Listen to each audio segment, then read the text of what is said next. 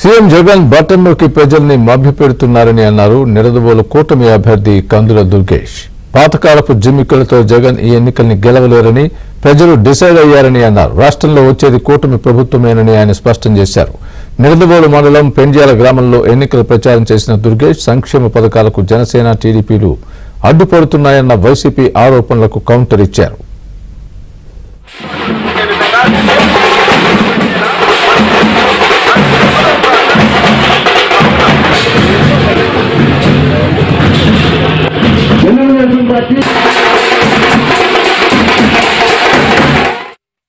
తక్కువ విద్యలతోటి ఏదో రకంగా ఓట్లు దండుకోవాలనేటువంటి ఆలోచన చేస్తున్న జగన్మోహన్ రెడ్డి విధానాన్ని ఇప్పటికే మీరు అందరూ చూశారు.